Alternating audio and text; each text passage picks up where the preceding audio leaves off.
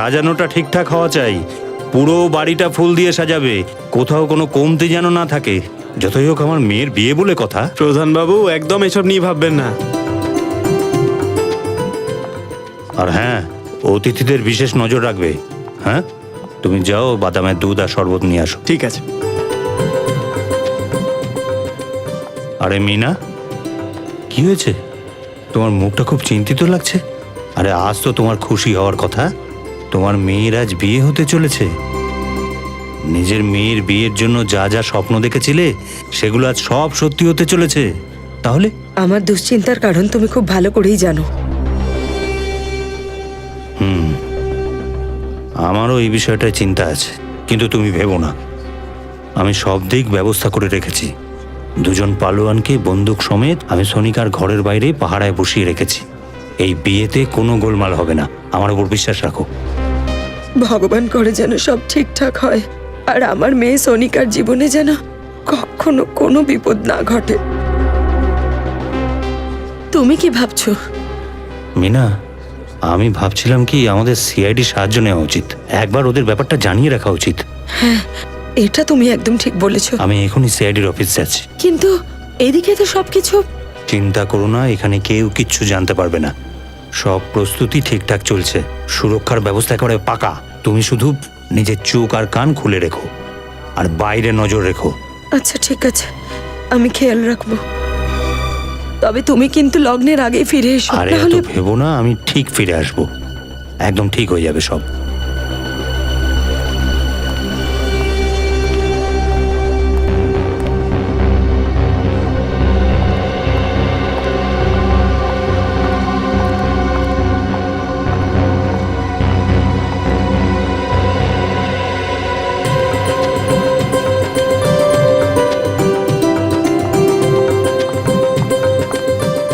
হে ভগবান, এগুলো এখানে কে রাখলো?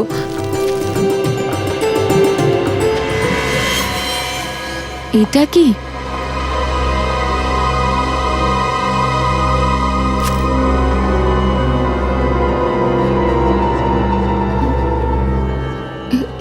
এ তো রক্ত।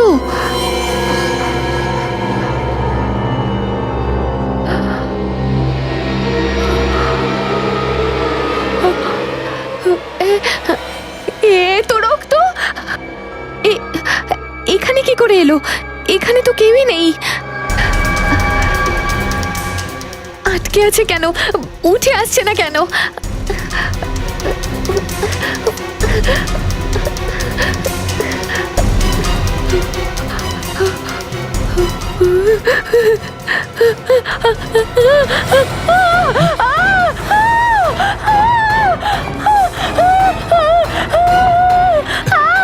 কি হচ্ছে, এত চেঁচাচ্ছ কেন?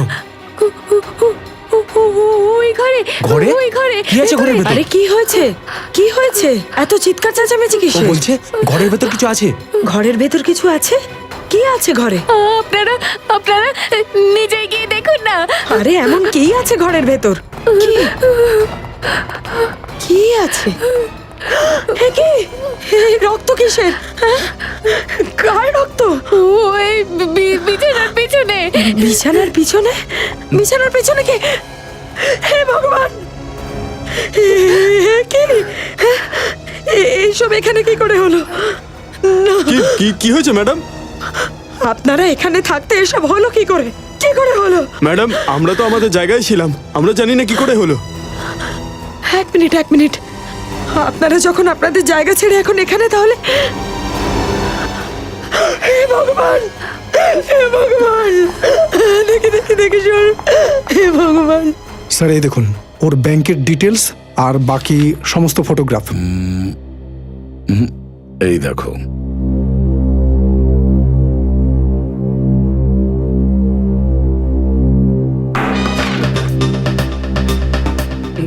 এটা পেপার পড়ার জায়গা। হ্যাঁ, সরি কি? মুখটা শুকনো কেন তোমার? কি হয়েছে? কোনো প্রবলেম আছে? মাথায় ঢুকছে না স্যার, আজকাল মানুষের বুদ্ধি কেমন অদ্ভুত হয়ে যাচ্ছে। কত নিচে যে নামতে পারে এরা, তার কোনো সীমা পরিসীমাই নেই। আরে ফ্রেডি, তুমি কি বলতে চাইছো? আজকাল এই পৃথিবীতে প্রতিটা দেশ, প্রতিটা শহর, প্রতিটা গলি, প্রতিটা পাড়ায় হিংসা। প্রতিটা মানুষ অপরের রক্ত ঝরাতে ব্যস্ত। জাতীয়তাবাদের নামে দাঙ্গা হাঙ্গামা হচ্ছে স্যার। আগে তো সাধারণ মানুষ সন্ত্রাসবাদ আর বোম বিস্ফোরণের নামে ভয় পেত, কিন্তু এখন সাধারণ মানুষই তো সাধারণ মানুষের সবচেয়ে বড় শত্রু স্যার। কেউ জানে না কখন কার মাথায় ভূত চাপে। হঠাৎ একজনের মাথায় ভূত চাপে আর 1 মিনিটে হাজারো হাজারো মানুষকে গুলি দিয়ে ঝাঁঝরা করে দেয়। যদি মানুষ অন্য কোনো কারণে নাও বা মরে, নিজের মাথারই ব্যামোর জন্য অবশ্যই মরবে। ফেডরিক, যাদের কথা তুমি বলছো না তারাই শুধু পৃথিবীতে নেই, ভালো লোকও আছে পৃথিবীতে, বুঝেছো? এই পৃথিবী এখন পর্যন্ত আজও অতটাই সুন্দর আছে, বুঝেছো? কেঁদো না, হ্যাঁ? স্যার আমাকে সাহায্য করুন প্লিজ। কি ধরনের সাহায্য? আর আপনি কে? স্যার আমি ওই বঙ্গাগাঁও গ্রামের গ্রাম পঞ্চায়েত যশবর্ধন। হ্যাঁ, কিন্তু কি ধরনের সাহায্য চাই আপনার? আসলে আজ এই সময় আমার গ্রাম বঙ্গারগাঁওয়ে স্যার আমার মেয়ের বিয়ের প্রস্তুতি চলছে। পঞ্চায়েত প্রধান, আপনার মেয়ের বিয়ে, এ তো খুব আনন্দের খবর। হ্যাঁ, আর এই ব্যাপারে আমরা কি সাহায্য করতে পারি? স্যার আমি চাইছি কি যে আপনারা আমার সাথে আমার গ্রাম বঙ্গারগাঁওয়ে আসুন আর দেখুন যে ওখানে সবকিছু ঠিকঠাক চলছে নাকি। এক মিনিট পঞ্চায়েত প্রধান, আপনি আমাদের কাছে নিরাপত্তা চাইছেন না তো? আগে হ্যাঁ। দেখুন, এই নিরাপত্তার কাজ আমরা করি না। আগে আমি সেটা জানি, কিন্তু আমি আপনাদের বিষয়ে অনেক কিছু শুনেছি, অনেক আশা নিয়ে এসেছি আপনাদের কাছে। দেখুন যশবর্ধন বাবু, আপনি বোঝার চেষ্টা করুন। আচ্ছা ঠিক আছে, তাহলে এইটুকু করুন যে অন্তত আমার সাথে আমার গ্রামে চলুন, সবাই মিলে আমার মেয়ে সোনিকার বিয়েতে চলুন, খাওয়া দাওয়া করুন, বিয়েতে সবাই আনন্দ করুন, ব্যাস এটুকুই নিবেদন আমার। শুধু ঠিক এই কারণেই? আর কোনো সমস্যা নেই তো পঞ্চায়েত প্রধান? আগে না।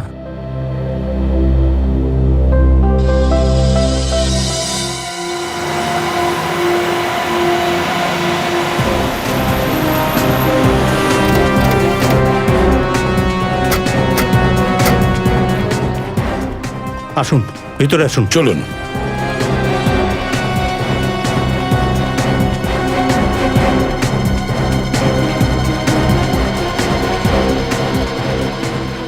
আরে সবাই কোথায় গেল?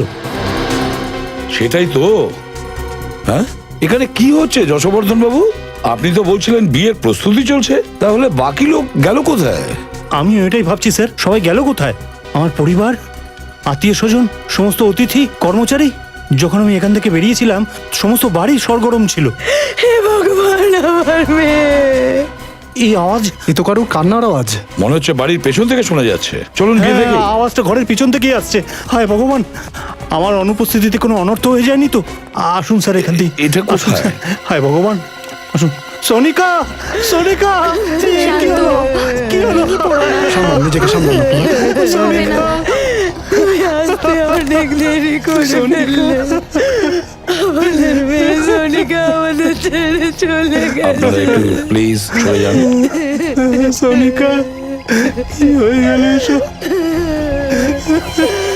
সোনিকা, সোনিকা,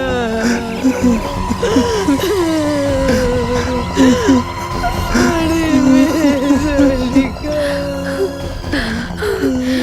হে ভগবান, এটা কি হয়ে স্যার, মনে হচ্ছে কেউ ওকে উপর থেকে ধাক্কা দিয়েছে। সেটাই তো, মাথার পিছনে আঘাত করার পরেও উপর থেকে কেন ধাক্কা মেরে নিচে ফেললো?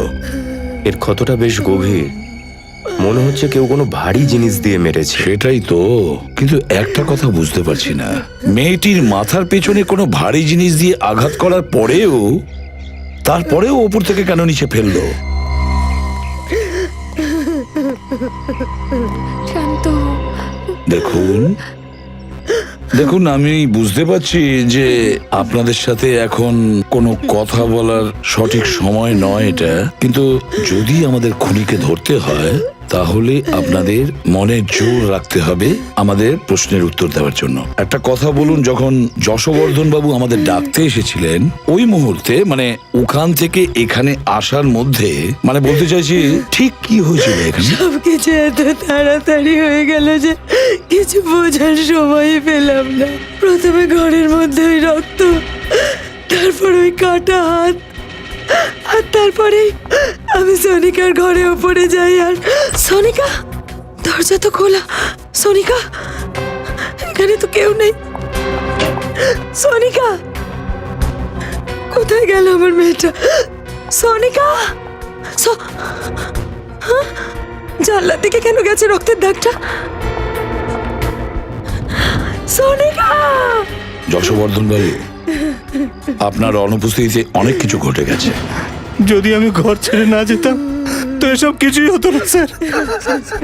আমি আপনার দুঃখ বুঝতে পারছি।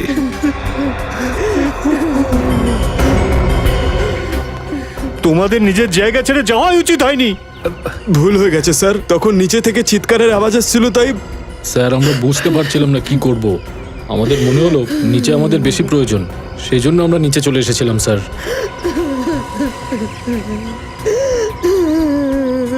মীনা দেবী, আপনি কি আমাদের ওই জায়গাটা দেখাতে পারবেন যেখানে ওই রক্ত আর হাতটা দেখেছিলেন?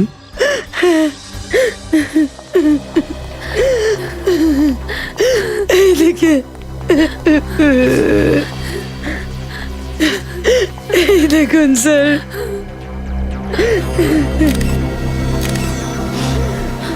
আচ্ছা, ওই কাটা হাতটা কোথায় দেখেছিলেন? ওই রে,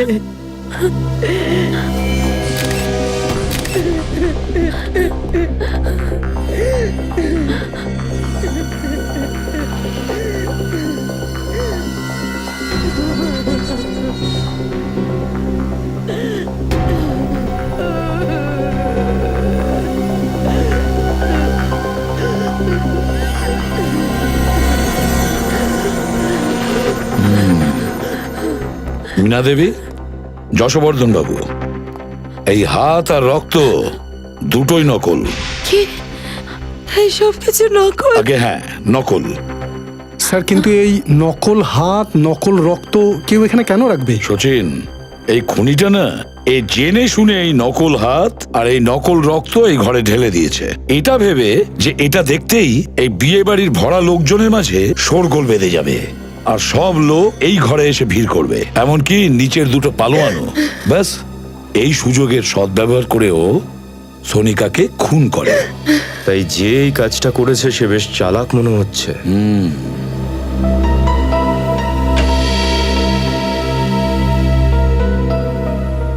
স্যার মনে হচ্ছে খুনি পিছনের দরজা দিয়ে ভিতরে ঢুকেছে। হ্যাঁ সচিন। আচ্ছা এটা বলুন যে যখন আপনি ভিতরে এলেন তখন এই দরজাটা খোলা ছিল? হ্যাঁ স্যার, খোলাই ছিল। কিন্তু ওকে ভেতরে আসতে কেউ দেখেনি কেন? সেটাই তো, কেউ তো অন্তত দেখে থাকবে। আমি তোমাদের কতবার বলেছিলাম যে ঘরের সমস্ত জানলা দরজা বন্ধ রাখো। যশবর্ধন বাবু প্লিজ আপনি একটু শান্ত হন আর চলুন আমরা সোনিকার ঘরটা দেখতে চাই। এটাই সেই ঘর। ও মাই গড,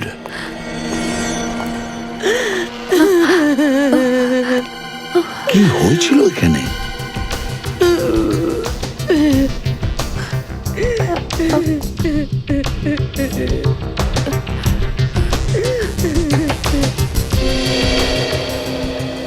এটা কি?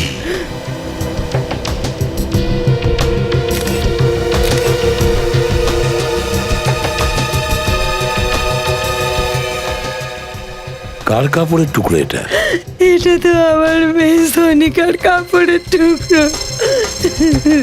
মাই গড, সোনিকার শাড়ির টুকরো। মনে হচ্ছে খুনি সোনিকাকে এখানে এই জানলা দিয়ে নিচে ফেলেছিল আর এই বেচারি নিচে পড়ার সময় এই শাড়ির টুকরোটা এই জানলায় আটকে যায়, তাই আমরা এই কাপড়ের টুকরোটা পাই।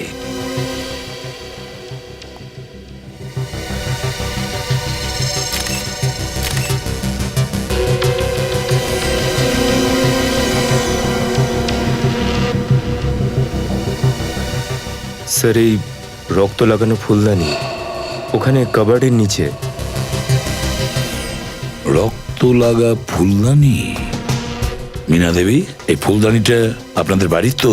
না স্যার, এটা তো আমাদের না। এটা নয়? না স্যার। তার মানে খুনি এই ফুলদানিটা বাইরে থেকে নিয়ে আসে আর এই ফুলদানি দিয়ে সোনিকার মাথার পেছন দিকে আঘাত করে। হায় ভগবান, আমাদের গায়ের লোকেদের কি ভুল হয়ে গেল ঠাকুর? কেন এত বড় অভিশাপ দিয়ে দিলে আমাদের? আমাদের মেয়েটাকেও খেয়ে নিল এই অভিশাপ। এক মিনিট যশবর্ধন বাবু, কি বললেন আপনি? অভিশাপ? কিরকম অভিশাপ? কোন অভিশাপের কথা বলছেন যশবর্ধন বাবু? এই অভিশাপে কি হয় একটু বলুন তো। স্যার, এই অভিশাপের জন্য যেদিন আমাদের এই গ্রামে কোনো মেয়ের বিয়ে হয় সেই দিনই ওই মেয়েটার মৃত্যু হয়ে যায়। এরকম হয় অভিশাপে? কবে থেকে এই ধরনের ঘটনা চলছে? অনেক বছর ধরে এই অভিশাপের জন্য আমাদের গ্রামে কোনো মেয়ের বিবাহিত জীবনের সুখ সফল হয় না। আমাদের গ্রামে সমস্ত পিতা, সমস্ত ভাই ভয় ভয়ে বেঁচে থাকে। আপনারা সত্যি অভিশাপ টভিশাপ বিশ্বাস করেন? উনি ঠিক কথাই বলছেন।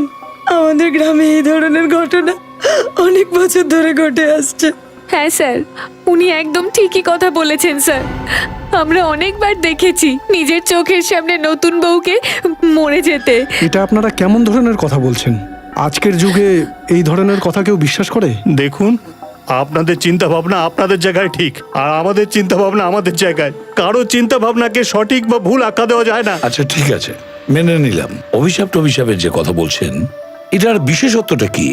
কি কারণে এই সমস্ত হচ্ছে? এটা একটা রহস্য আছে যে বিষয়ে কোনো গ্রামবাসী কিচ্ছু জানে না। কেউই ব্যাপারটা জানে না, তারপরেও আপনারা বিশ্বাস করেন এটা? হ্যাঁ যশবর্ধন বাবু, আপনাকে শেষ প্রশ্ন করছি একটা। যদি আপনি অভিশাপকে এতটাই বিশ্বাস করেন, তাহলে আপনি আপনার মেয়ের বিয়ে এই গ্রামে কেন করাচ্ছিলেন? অন্য কোথাও গিয়ে করাতেন, বলুন। আমি কখনো করতে চাইনি, কিন্তু সোনিকার এটা ভীষণ জেদ ছিল যে যদি ওর বিয়ে হয় তো এই গ্রাম থেকেই হবে, এই ঘর থেকেই হবে। ওর জেদের কাছে আমাদের হার মানতে হয়, আর আমরা মেয়ের প্রস্তুতি নিতে শুরু করি। আমরা ওকে বাঁচানোর সব রকম চেষ্টা করেছিলাম, কিন্তু ওই অভিশাপ আমাদের মেয়েকে না না না না মীনা দেবী, দেখুন, এই অভিশাপ টভিশাপ কিছু নেই, সব মিথ্যে এগুলো। আমার কথাটা ভরসা করুন, এর পেছনে অন্য কোনো কারণ আছে। এই ধরনের ঘটনা যে কয়েক বছর ধরে যেটার গুজব ছড়াচ্ছে, এই গুজবের উৎসটা আমাদের দেখতে হবে, আর আমাদের এটা জানতে হবে সে কে এমন ব্যক্তি, আর আমরা খোঁজ নিয়েই ছাড়বো। একটা কথা বলুন, আপনার মেয়ের বিয়ের প্রস্তুতির জন্য কোনো ভিডিও রেকর্ডিং করেছিলেন আপনি? আগে হ্যাঁ আছে। তাহলে ওই ভিডিও রেকর্ডিংটা আমাদের দিন। আর সচিন, খোঁজ নাও এই গ্রামে এরকম কটা মেয়ে আছে, কটা নববধূ আছে যাদের এরকম মৃত্যু হয়েছে, তাদের ব্যাপারে পুরো খবরটা এনে দাও। স্যার, পেয়ে গেছো সচিন সমস্ত খোঁজ খবর আর সিডিটা? সিডিও পেয়ে গেছি আর বিয়ের সমস্ত খোঁজ ভেরি খবর। গুড, সিডিটা সেট করো। দয়া, নিশ্চয়ই কিছু জানা যাবে। রহস্যটা কি? স্যার, আমার তো মনে হয় এই সমস্ত খুন ওই অভিশাপের জন্যই হয়েছে। চুপ করো ফেডরিক। ফেডরিক, আর একবার যদি অভিশাপ শব্দটা উচ্চারণ করো না, তাহলে বুঝে নিও সারা জীবনের জন্য ট্রান্সফার এই গ্রামেই করে দেবো। না না স্যার, এরকমটা করবেন না স্যার। চুপ! আর একবার যেন ওই শব্দটা তোমার মুখ থেকে না শুনি। কোনটা? অভিশাপ। হ্যাঁ।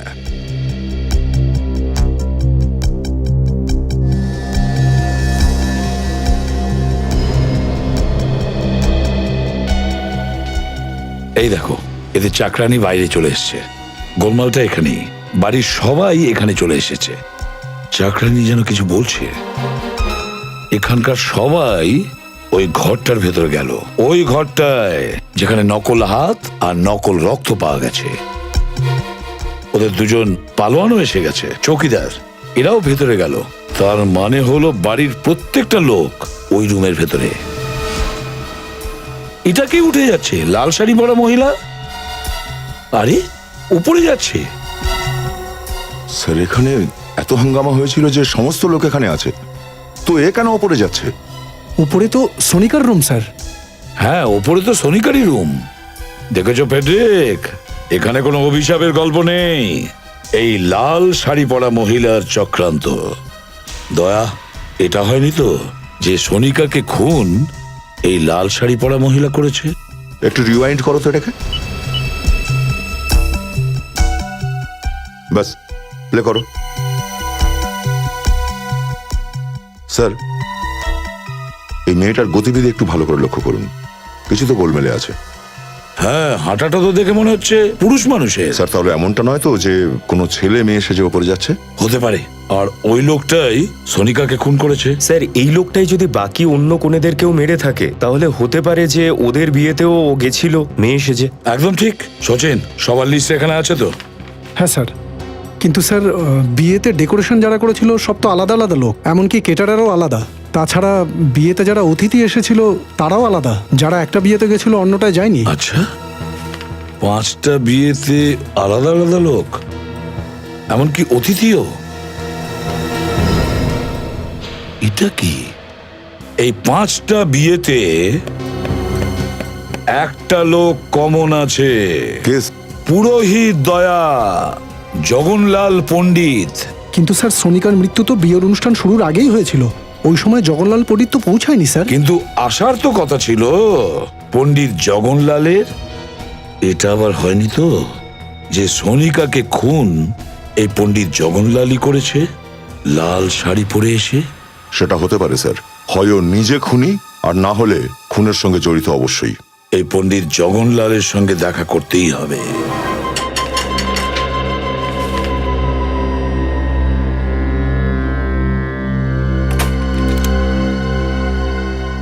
আপনারা সিআইডি থেকে আসছেন তাই না?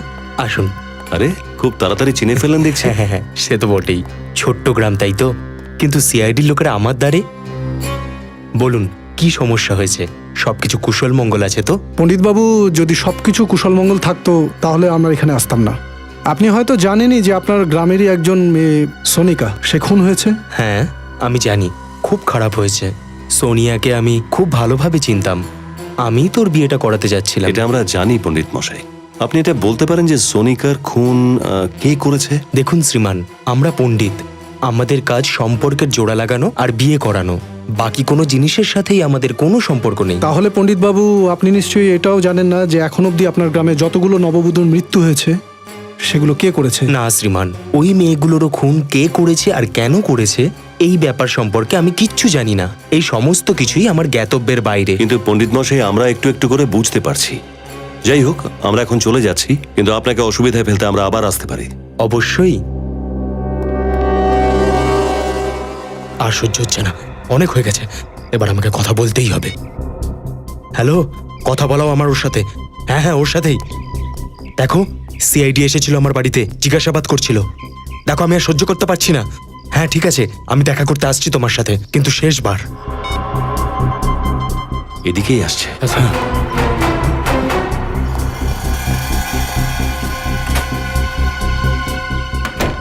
হে প্রভু, রক্ষা করো আমাকে। এটা কি ধর্ম সংকটে আমাকে ফেলে দিলে।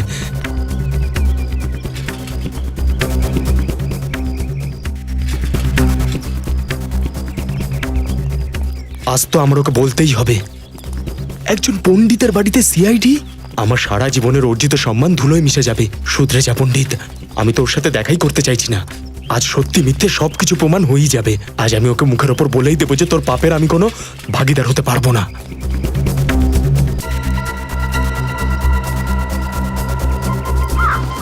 এইমাত্র তো এখানেই ছিল, হঠাৎ করেই অদৃশ্য হয়ে গেল। স্যার দেখতেই পাচ্ছি না। দেখো, আশেপাশেই কোথাও লুকিয়ে আছে, ভালো করে Yes, দেখো। sir.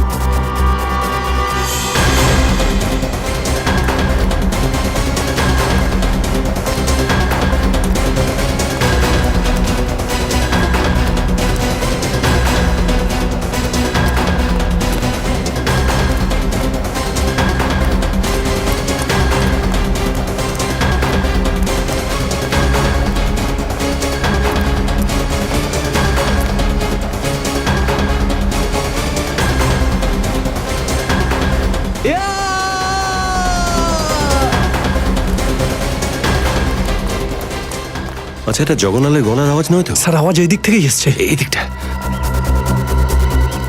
এখানে তো লোক জমে গেছে দেখছি। জগন্নাথের কিছু? Excuse me. সরুন সরুন, সরে যান। সরে যান, সরে যান বলছি, সরে যান। আমাদের তদন্ত করতে দিন। আর হ্যাঁ, এখানে কিছুতে হাত দেবেন না। হে ভগবান, এই অভিশপ্ত গ্রামের একমাত্র পুরুত মশাইকেও তুমি তুলে নিলে। এখন কি হবে আমাদের? কালকেই তো ওনার সঙ্গে মন্দিরের বাইরে দেখা হলো।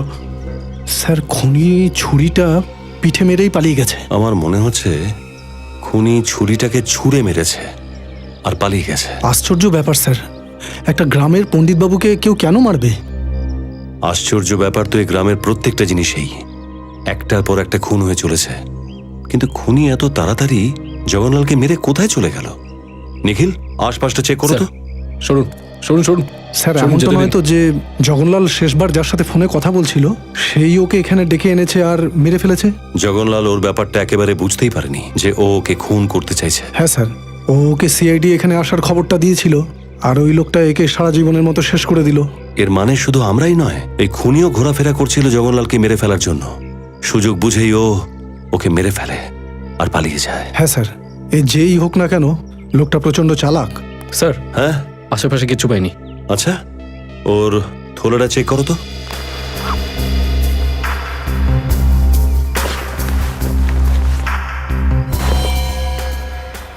মোবাইল চেক করো, লাস্ট কলটা কে করেছিল?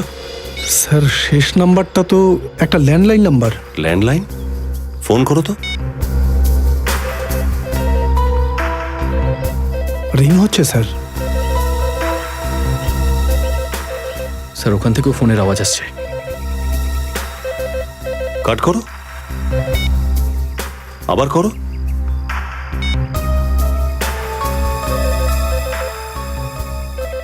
রিং এর আওয়াজ তো এখান থেকেই তার আসছে। মানে এই নাম্বারটা এখানেই আশেপাশের কারো। চলো তো দেখি। নিখিল, বডিটাকে ফরেন্সিক ল্যাবে পাঠিয়ে দাও। স্যার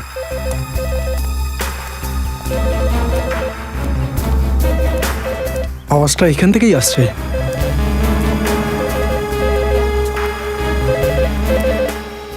রিংটা এই ফোনে হচ্ছে। তার মানে জগনলাল এই ফোনটা থেকে ফোন করেছিল, কিন্তু কাকে? দোকানদার জানতে পারে স্যার। দোকানদারকে কোথাও দেখতে পাচ্ছি না। দোকান খোলা রেখে কোথায় যেতে পারে? এরকম গ্রামে এরকমই হয়ে থাকে, মানুষ মানুষকে বিশ্বাস হ্যাঁ স্যার, করে। কিন্তু এখন জানতে পারবো কি করে যে জগনলাল কাকে ফোন করেছিল? হ্যাঁ সাহেব, কিছু চাই সাহেব? তুমি এই দোকানের মালিক? হ্যাঁ সাহেব। এই দোকান ছেড়ে কোথায় চলে গিয়েছিলে? সাহেব বাড়িতে গেছিলাম সাহেব। বাড়িতে গিয়েছিলে। এইখানটায় জগনলালের খুন হয়ে গেল, আর তুমি বাড়িতে কি করতে গিয়েছিলে? কি সাহেব, খুন হয়ে গেছে সাহেব? কতক্ষণ আগে দোকান ছেড়ে গিয়েছিলে? সাহেব 5 মিনিট আগে গেছিলাম সাহেব। 5 মিনিট আগে? হ্যাঁ সাহেব। আচ্ছা এটা বলো যে 8-10 মিনিট আগে এখানে কেউ ফোন করেছিল? হ্যাঁ সাহেব, কিছুক্ষণ আগে পণ্ডিত মশাইয়ের ফোন এসেছিল মনীষ বাবুর জন্য। মনীষ বাবু? এই মনীষ বাবু লোকটাকে? সাহেব ওই যে বাড়িটা দেখছেন সাহেব, ওখানেই থাকো।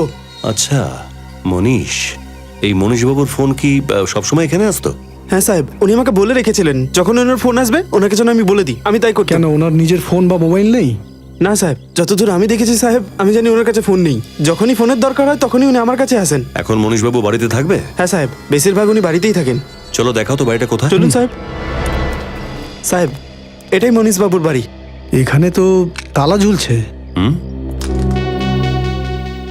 জগনলালের খুন করে পালিয়ে গেছে। এখন এই লোকটাকে ধরবো কি করে স্যার? একটা কাজ করছি, বাড়িটা তল্লাশি নিতে হবে। তালাটা ভাঙো।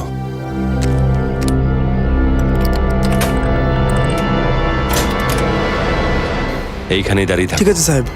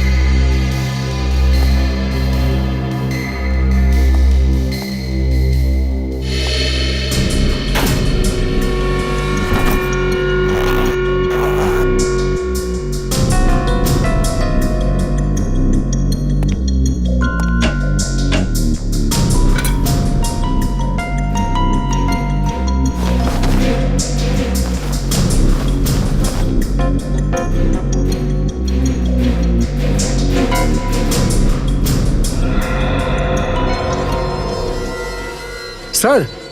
হ্যাঁ সচিন। স্যার এই দেখুন একটা শাড়ি। এই শাড়িটা? এটা তো সেই শাড়ি যেটা সোনিকার খুনি পরেছিল।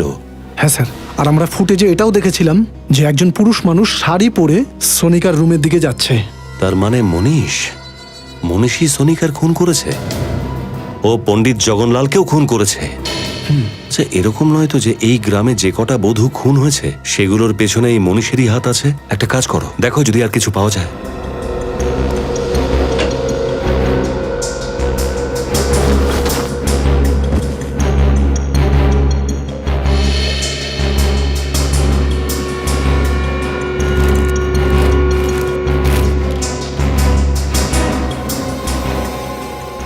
এই পুরুষটার এই মহিলা, এই ফটোটা। স্যার এই মহিলাটাকে আমি কোথাও দেখেছি। দেখেছো? কোথায় দেখেছো ঠিক করে মনে করো। স্যার সোনিকার আলমারিতে যে ছবিটা ছিল তাতে এই মেয়েটাও ছিল। সোনিকার বাড়িতে? তার মানে সোনিকা এই মহিলাকে চিনতো, আর এই লোকটাও ছিল ফটোতে? না স্যার, এই লোকটা তো ছিল না। কিন্তু এটা কে? আচ্ছা, এই দোকানদারকে ডাকো তো।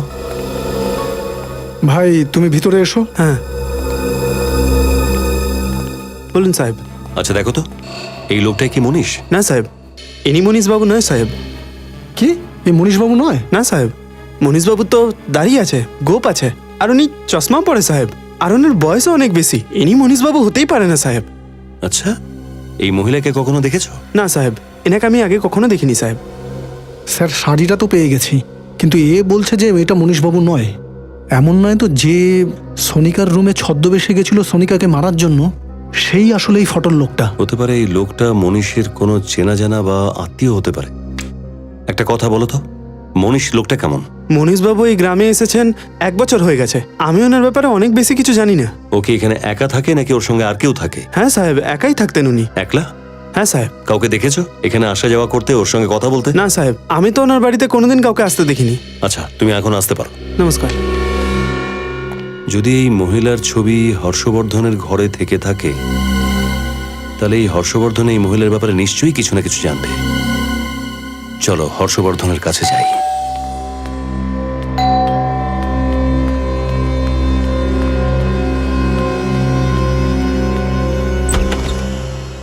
আপনারা আসুন,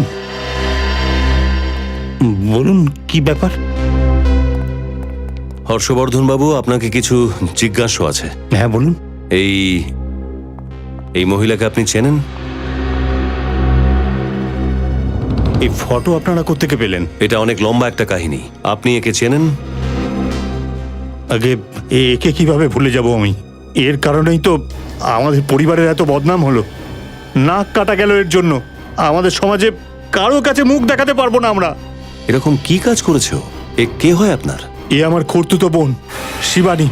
খুড়তুতো বোন? আগে হ্যাঁ, এখন বেঁচে নেই। মেরে ফেলেছি আমি ওকে। আপনি মেরে ফেলেছেন একে? আগে হ্যাঁ।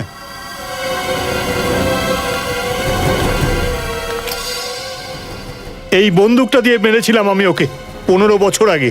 কেন কেন মেরেছিলেন আপনি? শিবানীর সাথে ধীরজের প্রেম হয়ে গেছিল, আর ধীরজ আমাদের সমাজে ছিল না। আর ধীরাজ কি এই লোকটা? হ্যাঁ স্যার, এই হলো ধীরজ। ওকে নিয়ে এসেছিল এখানে মুখ কালো করে, লাল সিঁদুর লাগিয়ে আমাদের আশীর্বাদ নিতে।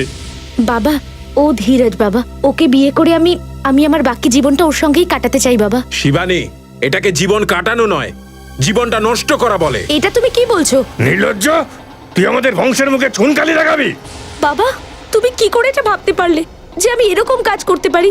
বাবা, ধীরজ খুব ভালো ছেলে, তোমার ওকে খুব পছন্দ হবে বাবা। আমি তোর সাহস হলো কি করে এই ধরনের কথা বলার? যদি আমি আগে বুঝতে পারতাম যে তুই আমাদের বংশের নাম এইভাবে ডোবাবি, তাহলে তোর জন্মের সময় আমি তোকে মেরে ফেলতাম। বাবা, তুমি আমার সঙ্গে এরকম ভাবে কেন কথা বলছো? আমি কখনো ভাবতেও পারিনি যে তুমি এভাবে আমার সাথে কথা বলবে। তুই আমাকে বোঝানোর চেষ্টা করছিস? আরে বোঝা তো তোর উচিত রে বেয়াদব। আমাদের বংশে, আমাদের জাতিতে, আমাদের সমাজে বাইরের কোনো ছেলের সঙ্গে না তো কেউ বিয়ে করেছে আর না কেউ করতে পারবে। দাদা, দাদা তুমি প্লিজ বাবাকে একটু বোঝাও না। শিবানী, তুমি যা কিছু করেছো ভুল করেছো। দাদা, তুমিও? হ্যাঁ, ও আমরা সবাই তোর বিরুদ্ধে। সবাই অন্ধ হয়ে গেছো তোমরা, সবাই অন্ধ হয়ে গেছো। তোমাদের অহংকার আর অন্ধবিশ্বাস তোমাদের চোখ বেঁধে রেখেছে। বাবা, ধীরজ আমাদের সমাজে নয়তো কি হয়েছে? ও কি ভালো মানুষ হতে পারে না? বাবা, আমি তোমার কাছে হাত জোড় করছি, আমাদের প্লিজ আশীর্বাদ করো তুমি। আমাদের প্লিজ আশীর্বাদ করো তুমি। কখনো না, যতদিন আমি বেঁচে আছি কখনো না। কিন্তু বাবা, শিবানী, এনাদের সামনে তোমার চোখের জল ফেলার কোনো মানে হয় না। চলো। বাবা, ধীরজ খুব শিবানী, ওনারা যদি আমাদের কথা না মানতে চান তাহলে থাক। ওনাদের আশীর্বাদ ছাড়াই আমরা নিজেদের জীবন নিজেরা শুরু করব, নিজেদের ঘর তৈরি করব। চলো। কোথাও যাবে না তুমি। দেখুন, আপনারা আমাদের কিচ্ছু করতে পারবেন না। শিবানী এখন সাবালিকা। চলো শিবানী। ব্যাস, আমি বলছি চলো। আমি এখনো বলছি দাঁড়াও। যশবর্ধন, বন্দুক নিয়ে এসো। কি করছো তুমি? এমন করো না, ও তোমার বোন। ছাড়ো আমায়। গুলি মারো, মারো গুলি। যশবর্ধন, চালাও গুলি। ধীরজ, ধীরজ, যশবর্ধন, হর্ষবর্ধন, লাশগুলো গুম করে দাও। বাবার কথায় আমি মেরে দিয়েছিলাম দুজনকে। আর সেই কারণে আমি ওকে আজ অবধি ক্ষমা করতে পারিনি। অনার কিলিং, এভাবে আপনারা কারো প্রাণ নিতে পারেন নাকি? কি পান এসব করে আপনারা? সচিন, বন্দুকটা নিয়ে নাও ওর থেকে। দিন বন্দুকটা এদিকে দিন। এনাকে অ্যারেস্ট করি স্যার? অ্যারেস্ট তো একে করতেই হবে। যে পাপ উনি করেছেন তার শাস্তি তো ওনাকে পেতেই হবে। সচিন, এই ধীরাজের ছবি মনীষের বাড়িতে আছে, কিছু বুঝতে পারলে? হ্যাঁ স্যার, এটার মানে ধীরজ আর মনীষ দুজন দুজনকে ভালো করে চেনে, বন্ধু ছিল দুজনেই। আর ধীরজের মৃত্যুর বদলা নেওয়ার জন্য মনীষ এনার মেয়ে সোনিকাকে মেরে ফেলেছে। যত তাড়াতাড়ি সম্ভব এই মনীষকে খুঁজতে হবে। ওয়েলকাম টু বিটেন world. How may I assist you? নতুন ফ্ল্যাটের জন্য একটা স্ট্যান্ড ফ্যান আর কুলার নেব। এই পচা গরম থেকে একটু স্বস্তি চাই। বাজার চলতে সব ব্র্যান্ড আর ভরসাযোগ্য নয়। তার জন্য তো আমাদের ফ্যান আছে, all purpose bullet table fan, ceiling fan. আমাদের সিলিং ফ্যান কিন্তু 30 মাসের ওয়ারেন্টি সহ পাওয়া যায়। আছে ফারাটা 2 বছরের ওয়ারেন্টি, 17 থেকে 20 মিটার এয়ার ফ্লো, মধ্যবিত্তের সাধ্যের মধ্যে একমাত্র ভরসাযোগ্য ব্র্যান্ড বিটেন। আমাদের কুলারের কিন্তু অনেক range, 45 litres, 50 litres, 70 litres, 90 litres, 110 litres. Honeycomb সহযোগে বিটেনের সব কুলারের ওয়ারেন্টি 1 বছর। চেনা হাওয়ায় অচেনা অনুভূতির জন্য একমাত্র আদর্শ বিটেন। গরমে স্বস্তি পেতে বিটেনের ফ্যান হোক বা কুলার, আজই আনুন বাড়িতে। Beaten, digitally years.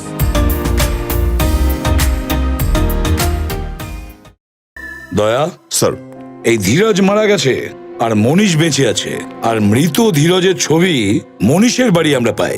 সেটা কেন পেলাম? কিছু না কিছু গোলমাল নিশ্চয়ই আছে। দয়া, কিছু গোলমাল আছেই।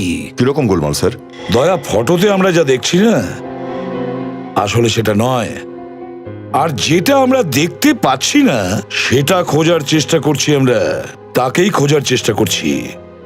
মানে কি স্যার? মানে এখনই জানতে পারবে রজত, এক্ষুনি জানতে পারবে। ফেডরিক, স্কেচ আর্টিস্টকে নিয়ে এসো। আর সচিন, ওই গ্রামের পিসিওর লোকটাকে নিয়ে এসো। সেই পিসিওর লোকটাকে যার পিসিওতে মনীষের ফোন আসা যাওয়া করত। দয়া,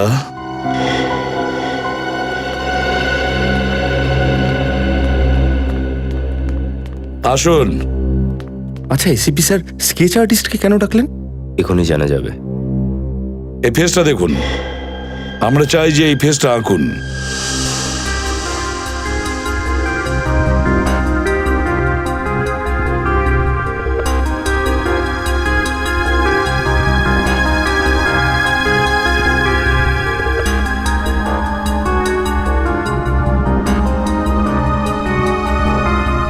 বাহ, খুব সুন্দর। একটা কাজ করো, এই ফেসের ওপরে মোটা গোঁফ আর দাড়ি তৈরি করুন। হ্যাঁ, এক মিনিট, এই আঁকাটাতে বানাবেন না, এই আঁকাটা এমনি রাখুন। অন্য কাগজে ঠিক হুবহু এই ছবি আঁকুন, এরকমই ফেস, কিন্তু বয়সটা যেন একটু বেশি হয়, 10-12 বছর। আর সেই ফেসের ওপরে গোঁফ আর দাড়ি আঁকুন। আচ্ছা ঠিক আছে? আর হ্যাঁ, একটা চশমাও লাগবে, মোটা ফ্রেমের। ঠিক আছে স্যার। কালো ফ্রেমওয়ালা।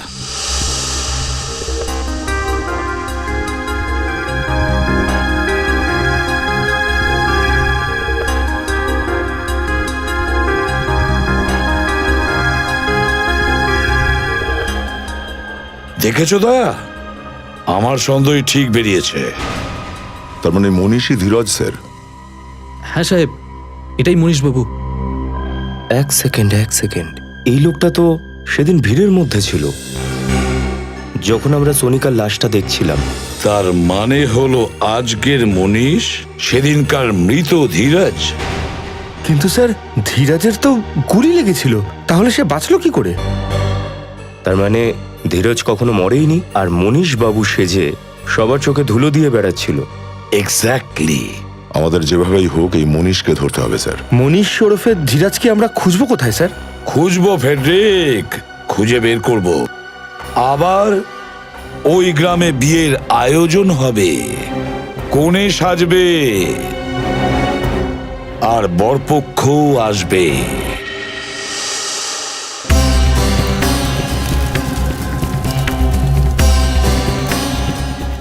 রজত, তৈরি থেকো, ও আসবে।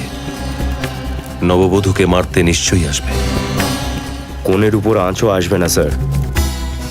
আপনি চিন্তা করবেন না, ওর জন্য আমরা পুরো তৈরি আছি।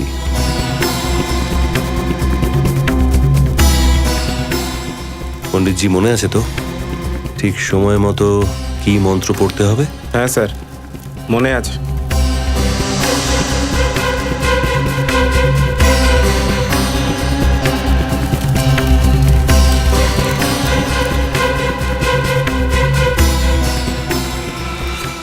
আরে লোডশেডিং হলো কেন আবার? খুনি এসে গেছে রজত, তৈরি থেকো। আরে এটা লোডশেডিং না, অন্য কিছু। ঠিকই বলেছো তুমি, আমাদের গ্রামের পাত্রীদের ওপর কোনো রকম অভিশাপ লেগেছে। এই বিদ্যুৎ কোনো অভিশাপের কারণেই গেল।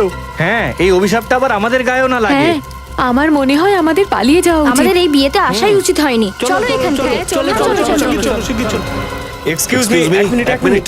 আপনারা কোথায় যাচ্ছেন? কেউ কোথাও যাবে না, বাইরে কেউ যাবে না এখান থেকে। আপনারা এখানেই থাকুন প্লিজ, কোথাও যাবেন না। দেখুন, আমাদের যেতে দিন, আমরা মরতে চাই না। কিচ্ছু হবে না, এখানে আমরা আছি না।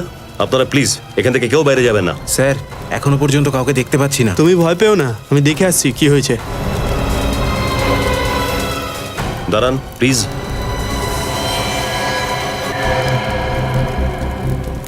স্যার, ও ভিতরে এসে গেছে, ওইদিকে এগিয়ে আসছে।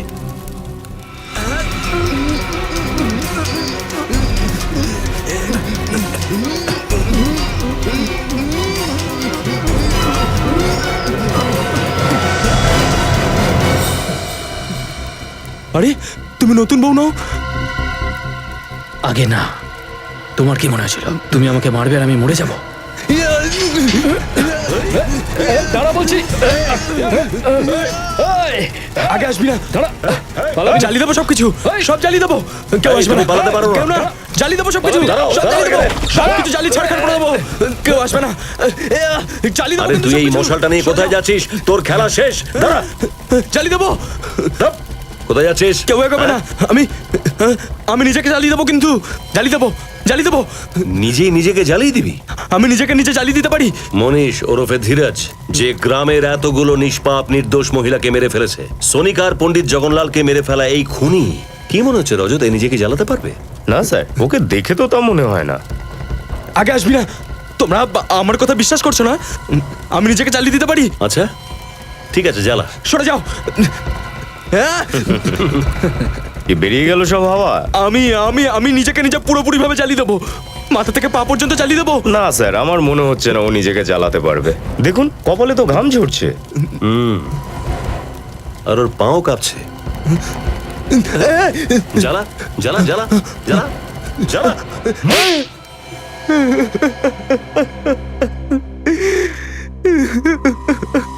মনীষ ওরফে ধীরজ, বলো কেন এই সমস্ত করেছো তুমি?